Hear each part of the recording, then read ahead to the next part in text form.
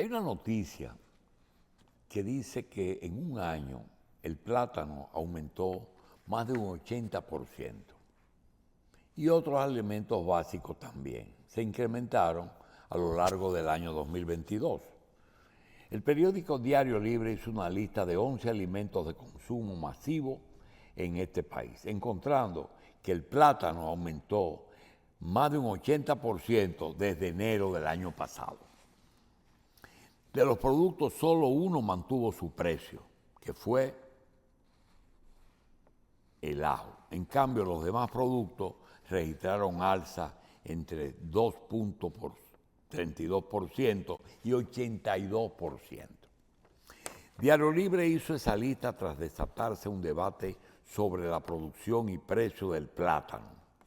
Sobre ese tema, autoridades del Ministerio de Agricultura explicaron las razones por las que no hay abundancia de plátano en el mercado local y su precio es elevado.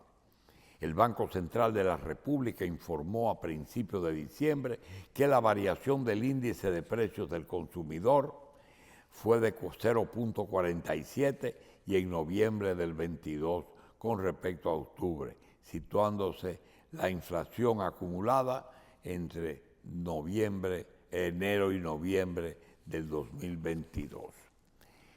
Hay que hacer notar que cuando un medio hace ese trabajo, tiene que saber realmente dónde busca los precios, a pesar de que lo más importante es cuánto paga un pobre por un plátano. Pero si usted va a la finca, posiblemente un plátano, en un momento dado, el productor lo ponga en la puerta de su finca en 5 pesos. Viene el intermediario que lo transporta, carga los plátanos que compra a 5 pesos, lo transporta a la capital y lo lleva a 2 lugares. O lo lleva al mercado nuevo, en donde lo pone en venta, o lo lleva al supermercado que les compra una gran cantidad. Posiblemente ese señor lo ponga en 10 o 12 pesos la unidad. Ya no estamos hablando de 5, sino de más del doble.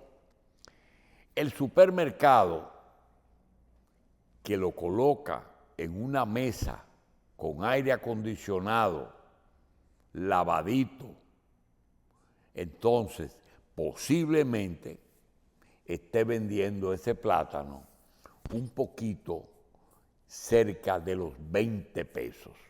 Un plátano que andaba por 5 pesos en finca, ya va por 20 pesos. Pero el camión que también lo llevó al mercado le vende a 2 personas. A un marchante que lo lleva a todos los barrios en un triciclo y que lo compra posiblemente a 15 pesos, pues lo lleva al pregón posiblemente a 20 o 25 pesos la unidad. Y si se lo vende a una platanera que a su vez de venderla la lleva a un colmadito, a una pulpería en donde ponen 50 plátanos para aquellas personas que solo tienen para comprar 1 o 2 plátanos, ya estoy hablando de que en esa pulpería, que lo que van a vender es 50 plátanos, posiblemente esté ya por los 30 pesos. Es decir, si usted calcula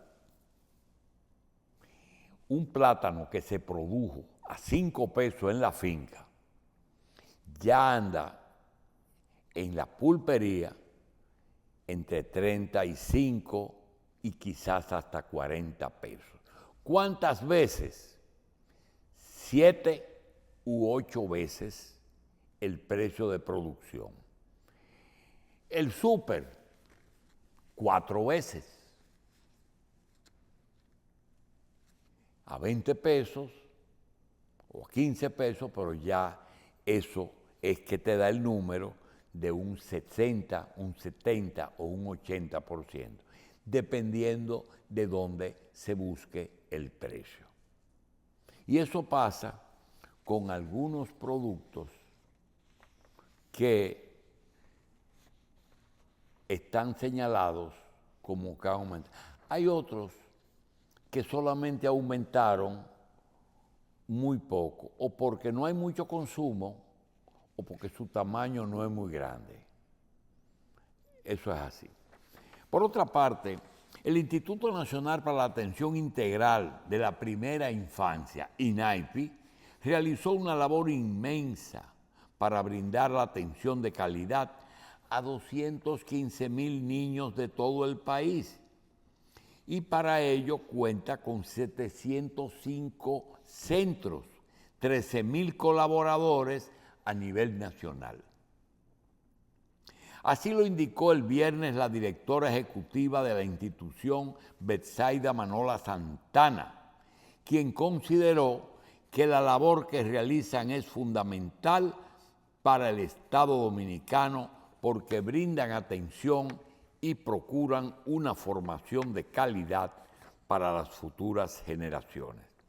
Viendo el nombre de la directora ejecutiva de INAIPI, Manola Santana, me doy cuenta que cuando se hace campaña dentro de un partido con fines electorales, hay que tener mucho cuidado con los argumentos que se usan.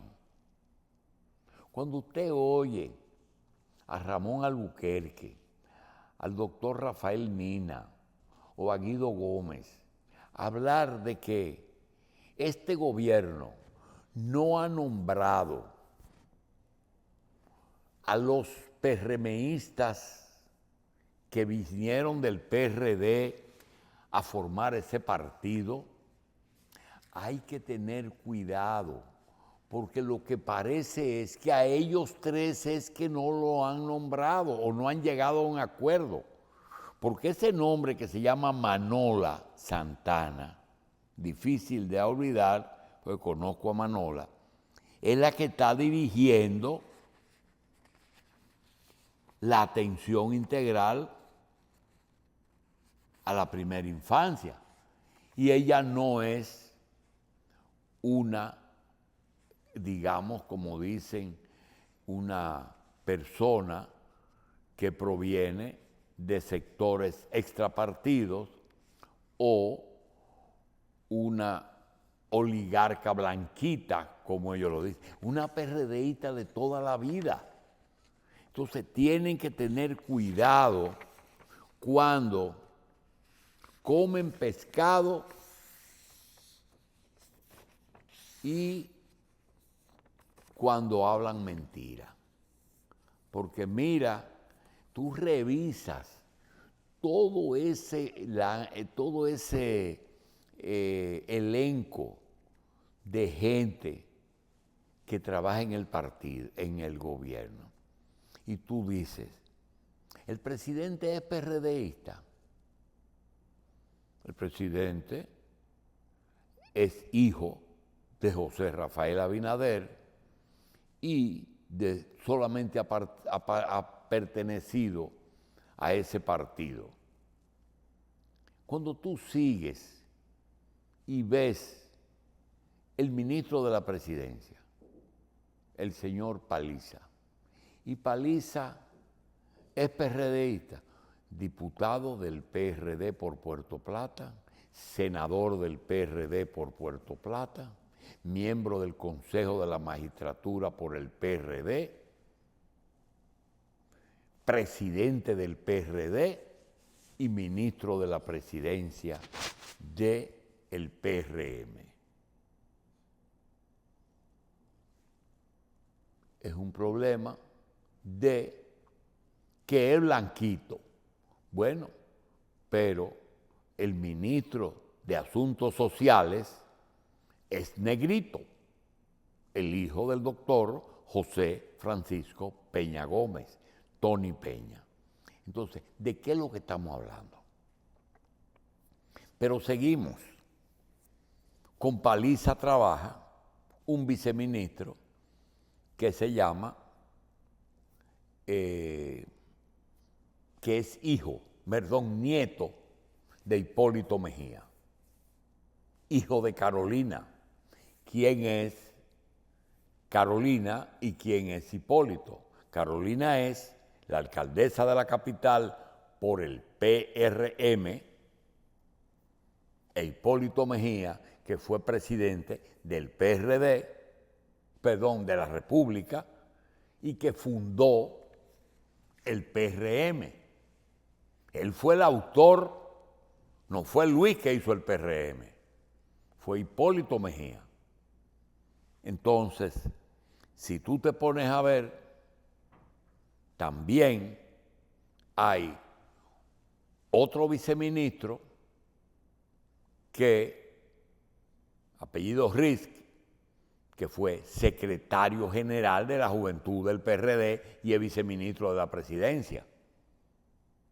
Antoliano Peralta, quien es consultor jurídico, PRDista toda la vida. Entonces, si tú sigues, que hay que recordarlo, de Atuey de Camps, ¿quién fue Atuey? Atuey fue un PRDista que fundó el PRCC, el PRCD, y Milagro Germán fue esposa de Atuey. El ministro de Trabajo, Luis Miguel de Camps, hijo de Atuey, hijo de Cecilia García, ex esposa de Atuey. En Medio Ambiente, una joven hija de Atuey. Un hijo de Winston Arnaud y un hijo de Fello Suberví están en la CAS y en INAPA. Entonces, el resto, acabamos de ver a Manola, acabamos de ver la esposa de Vicente Sánchez Baret, que también es PRD, en los planes sociales, pero insisten en que esto es un gobierno de blanquitos. Yo le quiero decir una cosa. Sí hay personas, como por ejemplo compras y contrataciones,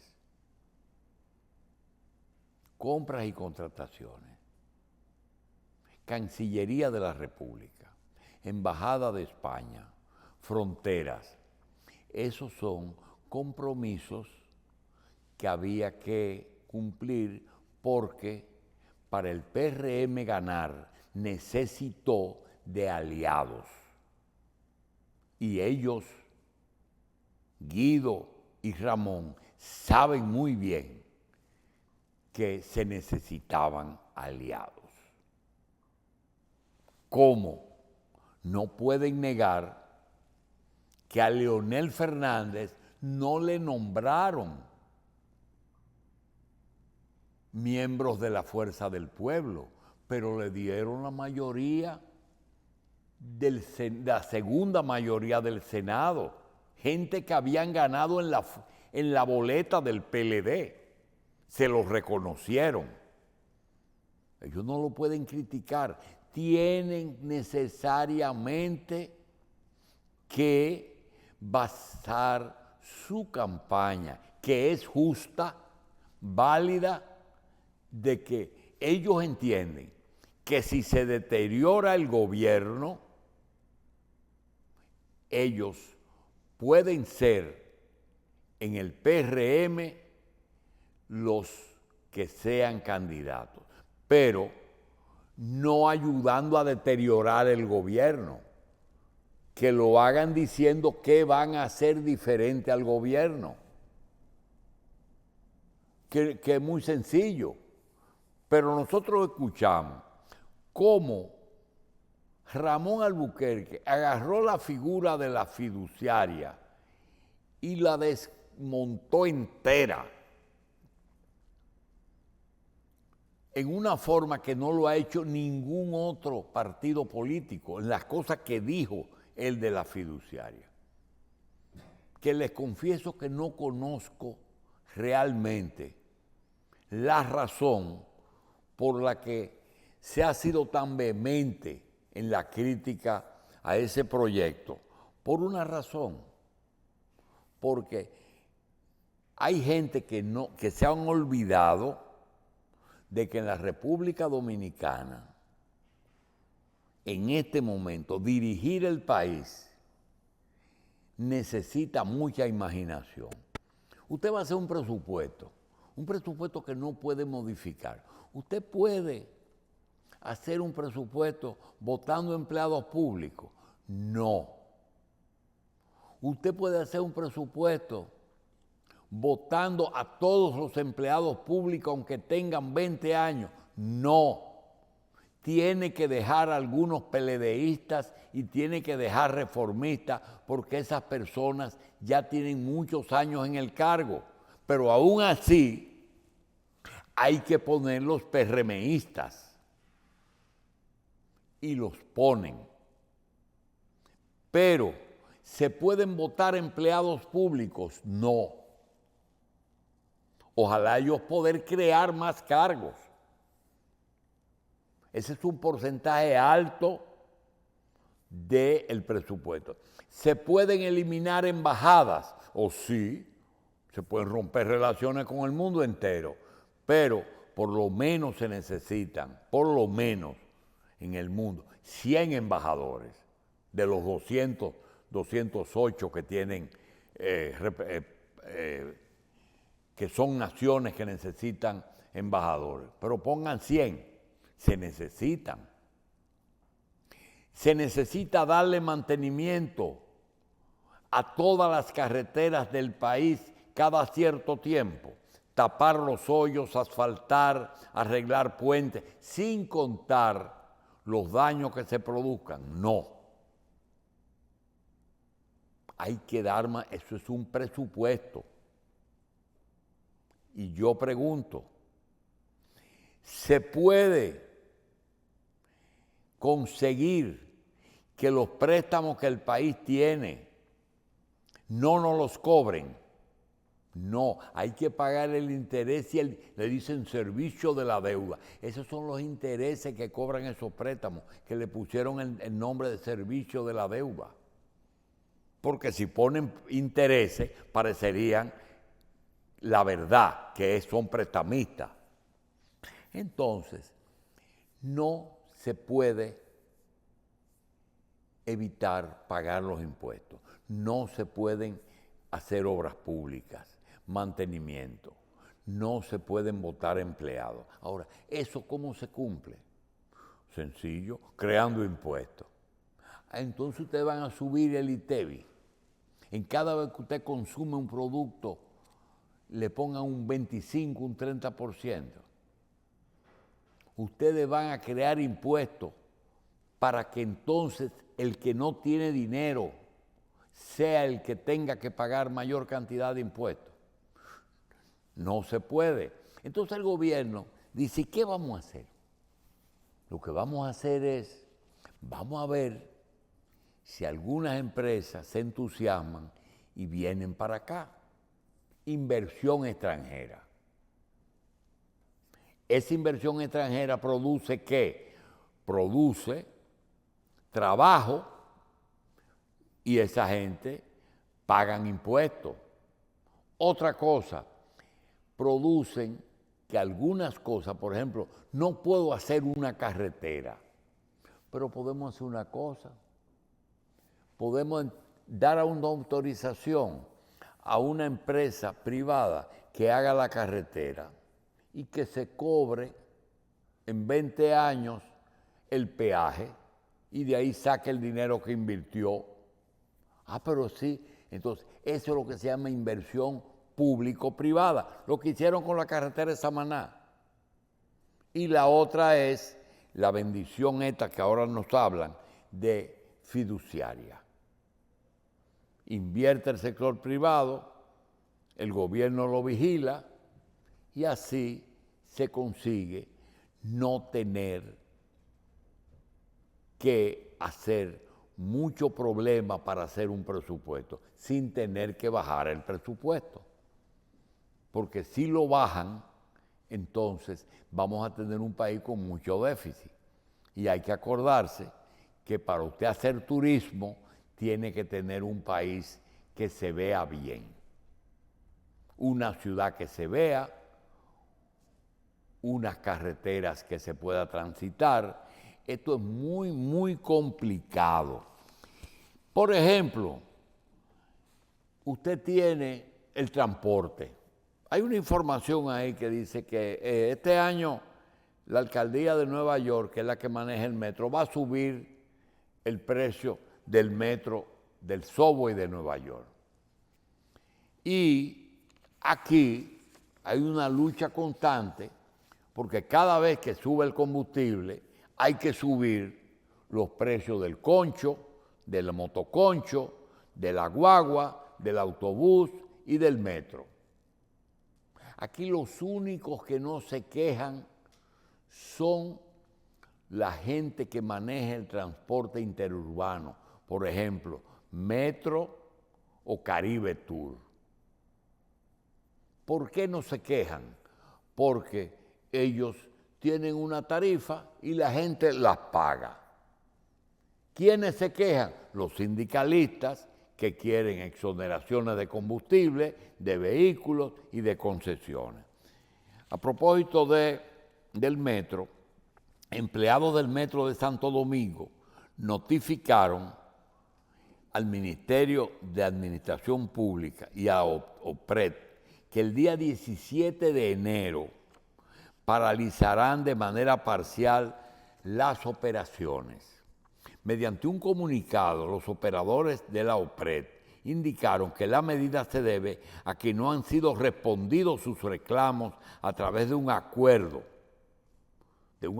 formal.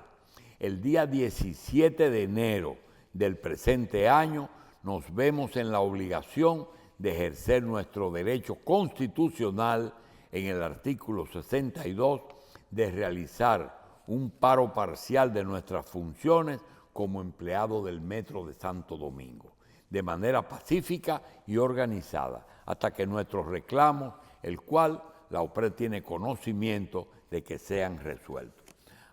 Hay que recordar que ya el metro es vital. Villamella, Centro Olímpico Universidad y Centro Olímpico en Megacentro en la parte oriental y Centro Olímpico kilómetro 9 es vital.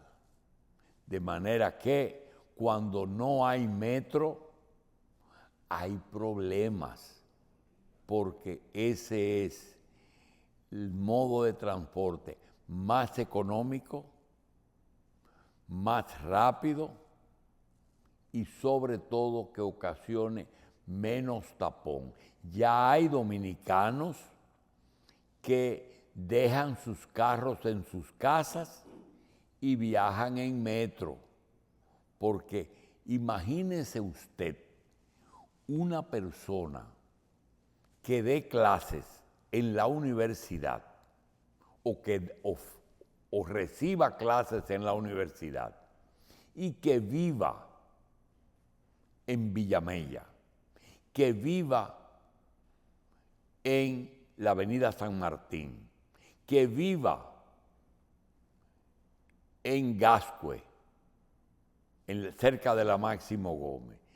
¿Qué le resulta más cómodo? ¿Coger su carro e irse a la universidad o montarse en la esquina en un metro y cuando termine su clase regresar. Ese es un ejemplo. Una persona que esté en cualquier parte de la ciudad y quiera ir a la feria, a la lotería, al Ministerio de Trabajo, al Congreso de la República, al Ayuntamiento de la Capital, al INDRI, al Tribunal de Tierra, a la Suprema Corte de Justicia. Si quieren ir, ¿cuál es lo mejor? El metro. Sin problema, barato, rápido y sin problema de tránsito. Entonces, eso, por eso es que es útil ver el 17 de enero, lo han dicho con tiempo para poder negociar. Vamos a hacer una pausa y regresamos.